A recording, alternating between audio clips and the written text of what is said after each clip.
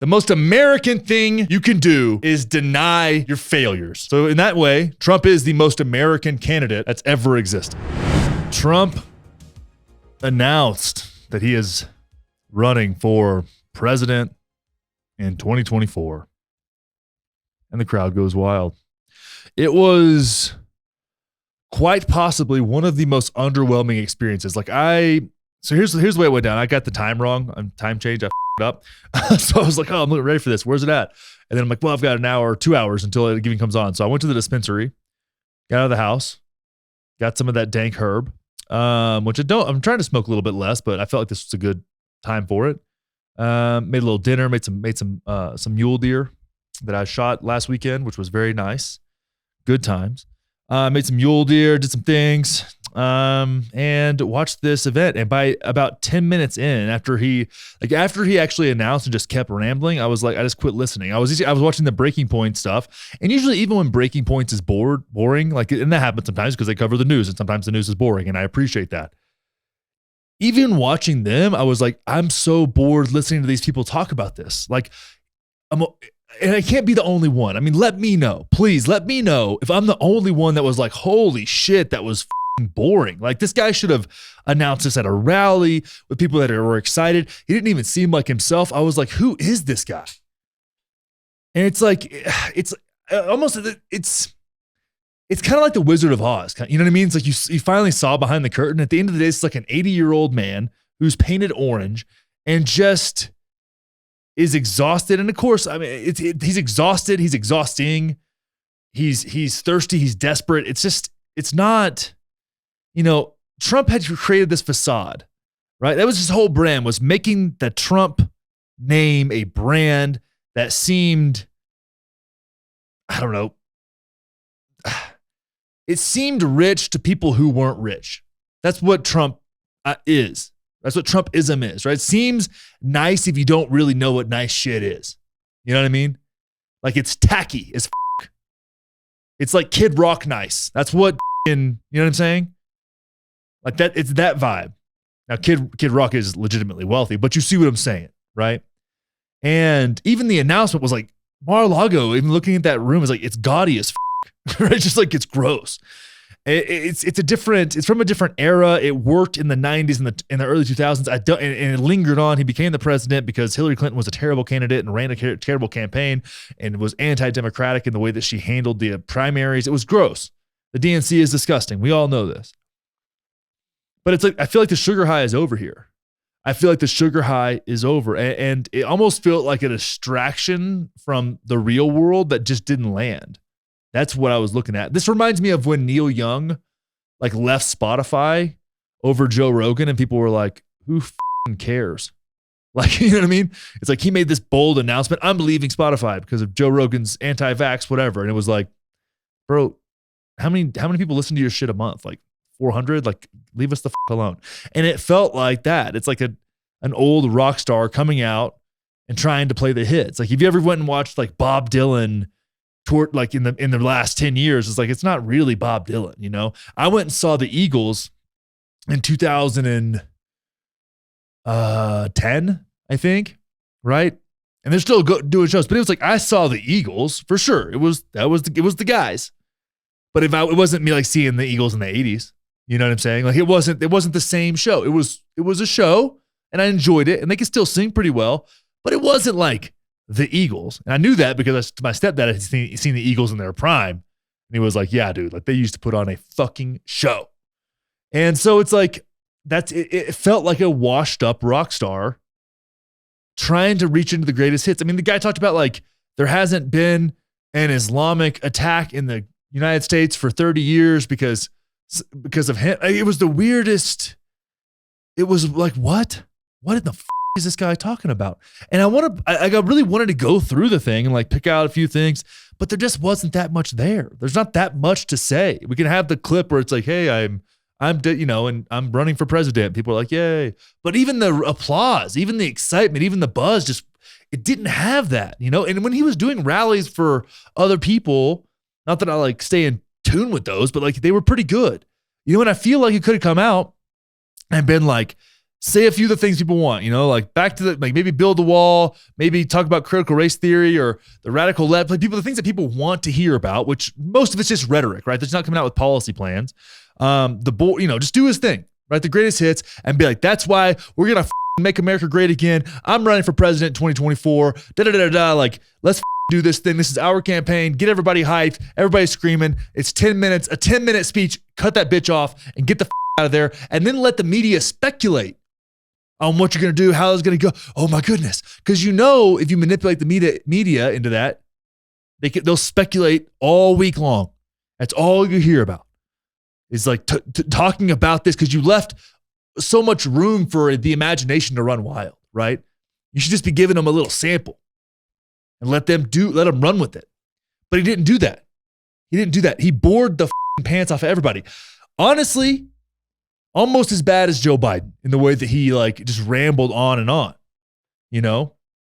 I mean, Jesus Christ. And then he also said some crazy, it was like, as I was watching it before I completely zoned out, I was like, yeah, that makes some sense. Oh, that's stupid. I mean, it's just like, it's the same shit. And everybody's exhausted of it. It's the end of a sugar high, right? That's where we're at. We're like, oh yeah, we're going. And then everybody's like, downregulate. That's what it feels like right now. But there was one thing I wanted to point out here. One thing I wanted to show that just was like, shows how disconnected from his base he actually is many times. Because there's a lot of we're a lot of libertarian leaning folks. And all of those people are now DeSantis guys because the way that DeSantis handled COVID. Now, I don't know much about DeSantis outside of what he did with COVID, right? That was really my most of our primary understanding of DeSantis is COVID. He was just another governor. Like, how many governors in the country can you even name, right? I can say Greg Abbott, Gretchen Whitmer, Jared Polis, because I live here, Ron DeSantis, Gavin Newsom.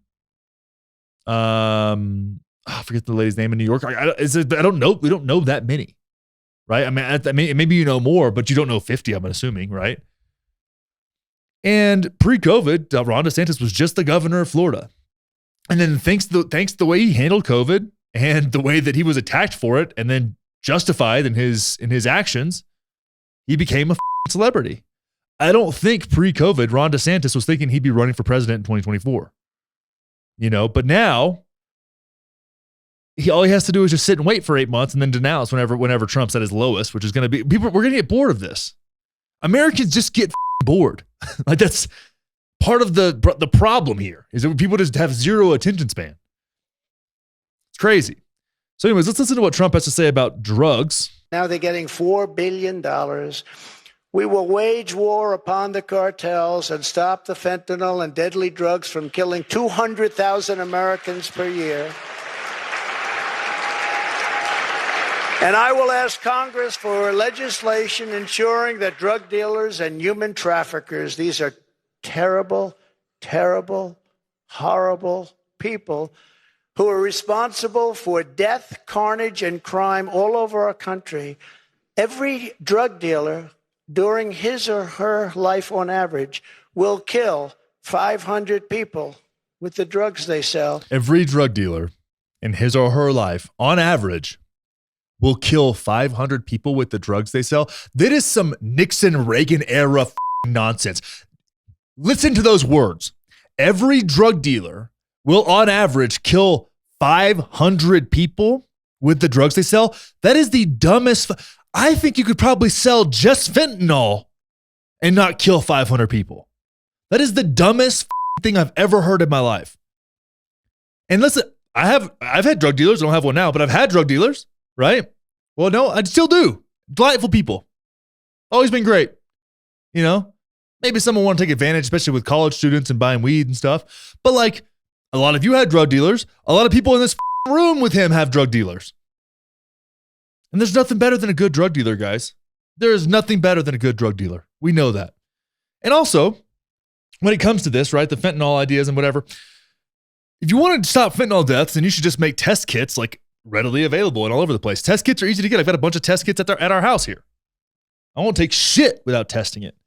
But even to say, hey, it's not saying, hey, fentanyl traffickers, human traffickers. If he said fentanyl traffickers and human traffickers, we're going to get the death penalty. It's like, that's obviously extreme. And it's like, well, maybe those people are being exploited to traffic this stuff. Like, there's a billion questions to ask, right? About how that happens and why that happens. And just killing those people doesn't really do anybody any good. I mean, I don't know. It depends, right? It just depends. There's a lot of variation in how people get wound up in this stuff. They could have been human trafficked into trafficking drugs. Does that person still get killed? Like, put up against a wall and shot, Donald? It's a dumb thing to say, right? And you just say drug dealers. So now you're just going to make the war on drugs, which is one of the most colossal failures, right? Probably right behind Vietnam as far as colossal failures in our country. So you're gonna blame the drug dealers for the war on drugs that you failed. Like the conservative movement in this world, in this country, failed us with the war on drugs. Has put people in prison that do not deserve to be there for way too long, and acted as if I, as a human being, not even an American citizen, but as a human being, have the right to alter my consciousness in the way that I see fit as a free human being. So if you're in support of this, which I'm sure nobody listening to this podcast is in support of killing drug dealers, right? You're not a pro-freedom advocate. I had somebody be like, this is a great idea, and I'm pro-freedom 100%. Then you're not. You just want to tell yourself you're pro-freedom because it makes you feel good. Has nothing to do with your actual stance or your values or your principles. So saying a stupid thing like that, like there was more things like this. It was absurd. And of course, Biden says dumb shit too. I get it, right? But it's a lie. It's lies, and it doesn't even embrace like the dynamic nature of this drug business. And if you think the wall was going to really stop drugs from crossing the border, you have no idea how motivated the cartels are to get drugs across the border. You can dig under the wall. These people made enough tunnels to get their boss out of prison. And you think a wall is going to stop them from getting drugs? This is the dumbest shit I've ever heard in my life. It's a moron. So this guy's trying to ramp back up the drug war. That's already failed. That's like reinvading Afghanistan because the extraction was messy. It makes no fucking sense. It's a waste of people's time. It sure as is a waste of money. And the idea that this was thought of as a good idea shows just how disconnected this old orange actually is. Let's continue. Not to mention the destruction of families. But we're going to be asking everyone who sells drugs, gets caught selling drugs, to receive the death penalty for their heinous acts, because it's the only way.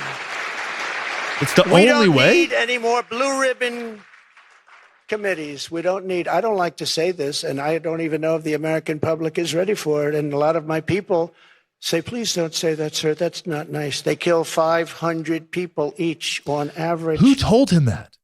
Who told him that lie? Like, who the got in his ear and told him that lie? That's Donald Trump, everybody. I mean, that's it. He's a idiot. Like, Jesus Christ. End the embarrassment 2024. Please. God damn. I just can't. But you know what? Prop 122 passed in Colorado, so now we'll have regulated use of psychedelics and plant-based drugs. So that'll be good. DMT, ibogaine, mushrooms, psilocin. So that'll be happening. That's great. This is a state that actually, it's a purple state, which is really nice, and actually is forward-thinking and wants to innovate in ways of creating a better environment for, our citizens. But instead of doing that, instead of having that complex conversation and challenging conventional ideas, what Trump wants to do is line up drug dealers up against a wall and put a goddamn bullet in their head. He's going to have a drug war Gestapo. This is going to be fantastic. Thank you so much, Donald Trump. Pro-freedom, America first. You know what the most American thing that you can do is? Not admit when you lose a war. That's the best. America is the best at not admitting when they lose a war, whether it be at Vietnam, Afghanistan, or the war on drugs. The most American thing you can do is deny your failures.